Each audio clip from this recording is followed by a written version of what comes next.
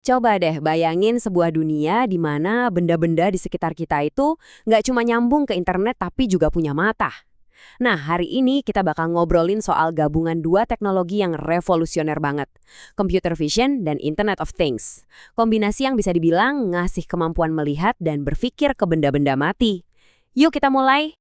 Oke, jadi gini, perangkat kita kan udah banyak yang nyambung ke internet, mulai dari kamera keamanan, mobil, bahkan kulkas. Tapi gimana kalau mereka nggak cuma terhubung, tapi juga benar-benar bisa melihat apa yang bakal terjadi kalau benda-benda ini bisa ngerti dunia visual di sekitar mereka. Nah, inilah revolusi yang mau kita bahas lebih dalam.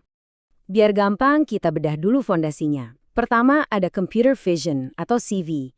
Anggap aja ini matanya. Ini adalah teknologi yang ngajarin komputer gimana caranya baca gambar dan video. Terus yang kedua ada Internet of Things atau IoT. Ini ibarat sistem sarafnya. Jaringan yang hubungin semua perangkat biar bisa ngobrol dan tukeran data.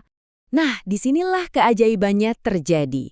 Waktu mata dan sistem saraf ini digabungin, mereka jadi sebuah sistem yang nggak cuma sekedar melihat, tapi juga memahami apa yang dilihat dan langsung bertindak secara otomatis. Inilah yang bikin perangkat pintar jadi beneran cerdas. Jadi, pertanyaannya, gimana sih mata dan sistem saraf ini nyambung satu sama lain? Yuk kita bedah anatomi sistem cerdas ini buat ngelihat gimana data visual itu diproses, dari mulai ditangkap sampai akhirnya jadi sebuah tindakan nyata. Keseluruhan prosesnya ini sebenarnya bisa kita pecah jadi 4 lapisan utama.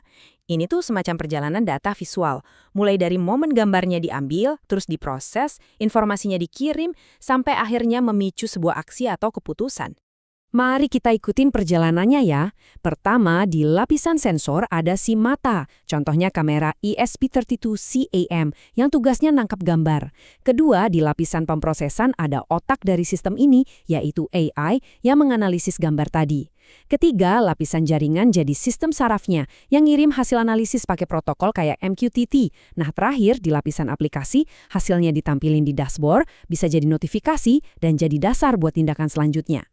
Teori sih penting ya, tapi kayaknya lebih seru kalau kita lihat gimana semua ini bekerja di dunia nyata. Nah, kita bakal masuk ke sebuah studi kasus yang menarik banget di bidang pertanian. Gimana caranya mendeteksi penyakit tanaman pakai sistem cerdas ini? Dalam studi kasus ini, ada 4 pemain kuncinya. Ada ISP32CM, ini tuh kamera kecil yang harganya terjangkau, jadi mata di lapangan. Terus ada YOLO V5, ini otak AI-nya yang super efisien buat deteksi objek. Lalu, MQTT dan HTTP bertugas jadi pembawa pesannya. Terakhir, ada dashboard yang jadi pusat komando buat si petani. Masing-masing punya peran yang vital banget. Gini cara kerjanya. Sebuah kamera ESP32CAM di kebun ngambil foto daun. Fotonya ini langsung dianalisis sama AI YOLO 5 Trend yang bisa tahu itu daunnya kena penyakit apa. Hasil diagnosis ini langsung dikirim lewat jaringan dan kling muncul sebagai peringatan real-time di layar petani. Semuanya otomatis, cuma dalam hitungan detik. Lantas, seberapa efektif sistem kayak gini? Hasilnya luar biasa loh. Untuk penyakit spesifik seperti hawar daun, akurasinya bisa nyampe 95%. Ini bukan angka main-main. Akurasi setinggi ini ngasih petani kekuatan deteksi dini, jadi mereka bisa bertindak cepat buat nyelamatin seluruh panen. Tapi tentu aja, nggak ada teknologi yang sempurna. Seperti inovasi lainnya, pasti ada tantangan yang harus dihadapi. Yuk, kita lihat secara jujur, apa aja sih rintangan dan di sisi lain, manfaat besar dari penerapan sistem semacam ini. Oke, tantangannya memang ada. Perangkat IoT yang kecil-kecil itu kan seringnya punya prosesor yang terbatas. Terus, koneksi internet di lokasi terpencil, kita tahu sendiri, kadang nggak stabil. Belum lagi faktor lingkungan, kayak cahaya yang berubah-ubah, itu bisa banget ngurangin akurasi. Ini semua adalah tantangan teknis yang terus dicari solusinya. Tapi manfaatnya ini bener-bener game changer. Bayangin, sistem ini bisa menghemat waktu yang luar biasa banyak, bisa memantau secara real time, jadi responsnya bisa instan, dan tugas inspeksi jadi otomatis. Lebih kerennya lagi, sistem ini gampang banget diperluas ke area yang lebih besar, dan semua datanya tercatat otomatis. Nah, manfaat-manfaat inilah yang bikin teknologi ini transformatif banget. Tentu saja, aplikasi teknologi ini nggak berhenti di sawah atau kebun aja. Dampaknya itu terasa di berbagai sektor.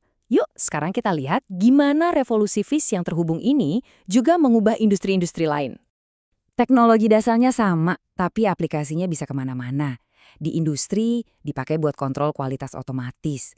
Di bidang keamanan, bisa bikin CCTV jadi pinter, bisa deteksi gerak-gerik mencurigakan. Di kesehatan, bisa buat pantau pasien dari jauh. Bahkan buat lingkungan, bisa jadi garda terdepan buat deteksi kebakaran hutan.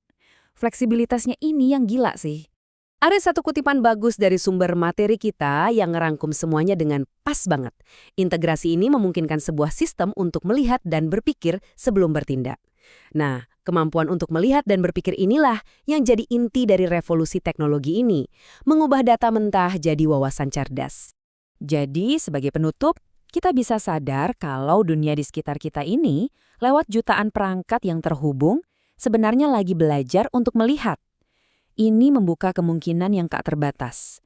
Pertanyaannya sekarang bukan lagi bisa atau enggak, tapi selanjutnya kita mau minta dia buat ngelihat apa.